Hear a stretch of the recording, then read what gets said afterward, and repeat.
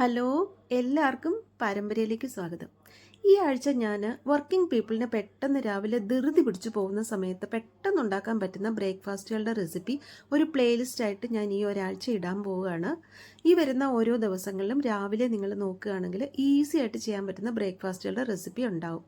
ആ കൂട്ടത്തിൽ ഞാൻ ആദ്യമായിട്ട് ഇന്ന് ഇടുന്നത് താളിച്ച കൊഴുക്കട്ടയാണ്. കൂട്ടി കഴിക്കാൻ ഒന്നും ആവശ്യമില്ലാതെ പെട്ടെന്ന് തയ്യാറാക്കി എടുത്ത് കഴിച്ചിട്ട് പോകാൻ പറ്റുന്ന ഒരു റെസിപ്പിയാണ്. അപ്പോൾ അതെങ്ങനെ ചെയ്യുന്നതെന്ന് നോക്കാം.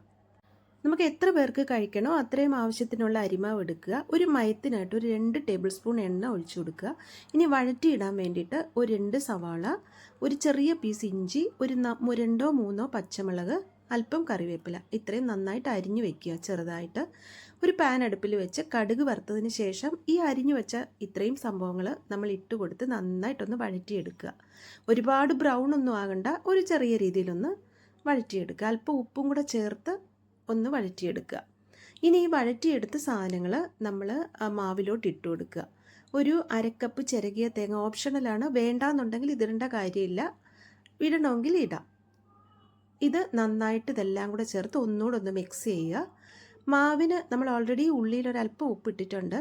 മാവിന് ആവശ്യമുള്ള ഉപ്പ് ഒരല്പം ഉപ്പും കൂടെ ഇട്ട് കൊടുത്ത് നല്ല തിളച്ച വെള്ളം ഒഴിച്ച്, ഇടിയപ്പത്തിനൊക്കെ നമ്മൾ കുഴച്ചെടുക്കുന്നത് പോലെ തിളച്ച വെള്ളം ഒഴിച്ച് നന്നായിട്ട് കട്ടിക്ക് കുഴച്ചെടുക്കുക. ഇനി നമുക്ക് ഇഷ്ടത്തിനുള്ള ഷേപ്പിന് അത് ഉരുട്ടിയെടുക്കാം. റൗണ്ടായിട്ട് വേണമെങ്കിൽ റൗണ്ടായിട്ട് ഉരുട്ടാം. ഇങ്ങനെ പിടിക്കൊഴുക്കട്ടയായിട്ട് ഉരുട്ടുമ്പോൾ പെട്ടെന്ന് വെന്ത് കിട്ടും. ഒരു നല്ല ടേസ്റ്റാണ് ഇങ്ങനെ ഉരുട്ടിയെടുക്കുമ്പോൾ. ഞാനിത് പിടിക്കൊഴുക്കട്ടയായിട്ടാണ് ഉരുട്ടിയെടുത്തിരിക്കുന്നത്. എല്ലാം ഉരുട്ടിയെടുത്തതിന് ശേഷം നമ്മുടെ സ്റ്റീമറിൽ വെച്ച് ഒരു 15 മിനിറ്റ് നമുക്ക് ആവി കയറ്റിയാൽ മതി. 15 മിനിറ്റ് ആകുമ്പോഴത്തേക്ക് നന്നായിട്ട് ഇത് വെന്തിട്ടുണ്ടാവും.